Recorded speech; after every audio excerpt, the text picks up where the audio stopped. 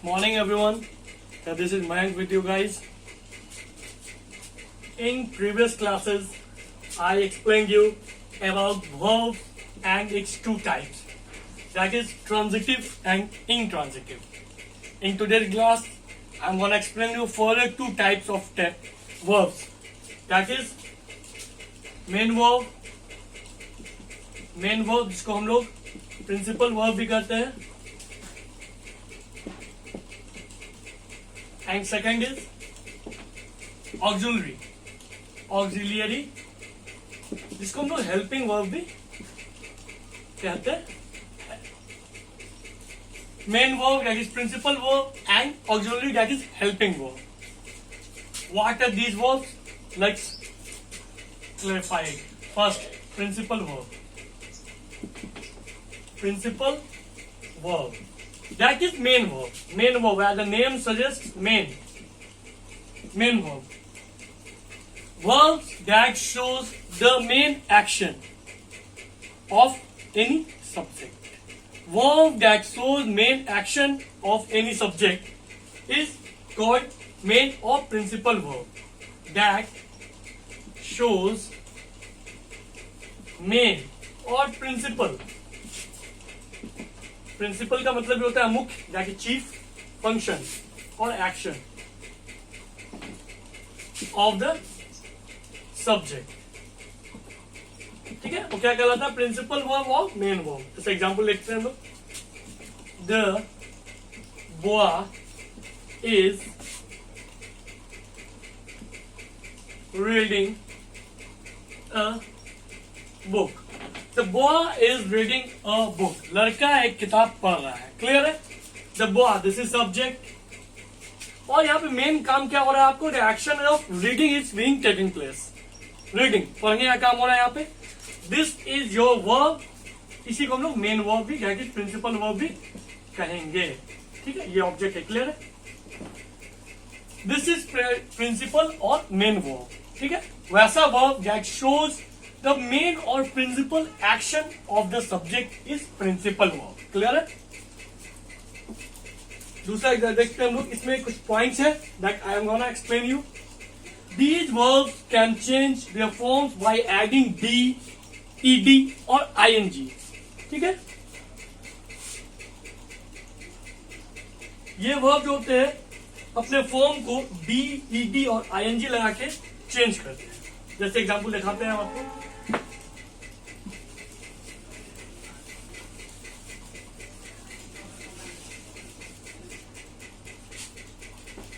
जैसे एग्जांपल देखिए, play. Play is a type of verb, action. इसमें अगर हम लोगों ने ईडी लगाया तो ये हो गया प्ले. क्लियर है? Bake.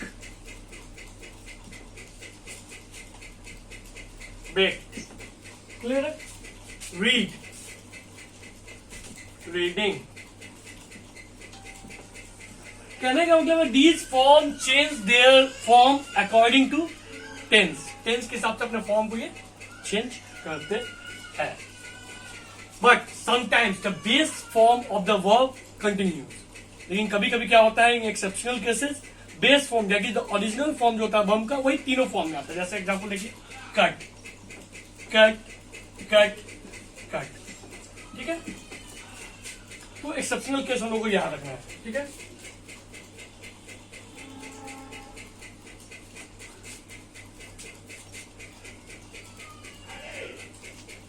Now come to second type of the verb that is auxiliary, जो मैंने आपको मॉडल्स में पिछले क्लासेस में बताया भी है. Auxiliary that is helping verb. नाम से क्लियर है? Verbs that help the main verb in a sentence to complete its meaning. Verbs that helps, जो help करते हैं, तो main verb और principal verb to complete its meaning. अपने meaning को कंप्लीट करने में जो भी वर्ब प्रिंसिपल वर्ब की हेल्प करते हैं दैट आर कॉल्ड ऑक्सिलरी और हेल्पिंग वर्ब. ठीक है, एग्जांपल देखिए इसका. जैसे मैंने अभी दिया था एग्जांपल शुरू में. The boy is reading a book. The boy is reading a book. लड़का किताब पढ़ रहा है. जैसे हमने बताया द बॉय सब्जेक्ट है, reading is a verb and this is object. यहाँ पे एक और टर्म है जिसको हम लोगों ने अभी तक कोई डेफिनेशन कोई डिफाइन नहीं किया, उसको कोई लेबल नहीं किया है। दिस इज का मतलब होता है, ठीक है। This is actually the auxiliary और हेल्पिंग वर्ब, ठीक है। इसका अपना कोई सिग्निफिकेंस नहीं है, but it is helping read the main verb to give complete sense. The boy is reading a book, इसका मीनिंग अगर हम लोग इज हटा के बोलेंगे the boy reading a book, complete नहीं होता। The boy is reading a book, लड़का एक किताब पढ़ रहा है। क्लियर है। Auxiliary verb, these verbs change according to the tense, ये वर्ब भी अकॉर्डिंग टू टेंस चेंज होते हैं। देखिए कुछ एग्जांपल है। Total number of auxiliary verbs 24 है।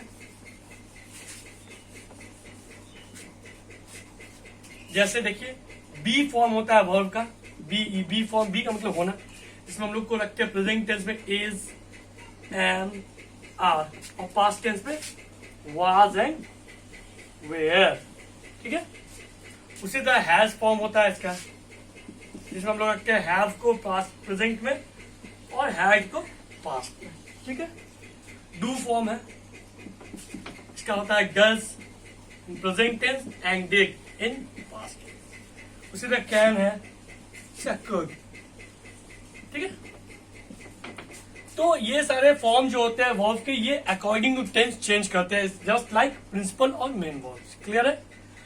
These are the two types of verbs I have explained in this class. In next class, I'm going to explain two more kinds of verbs. That's enough for today. Stay in home. Stay safe. Thank you.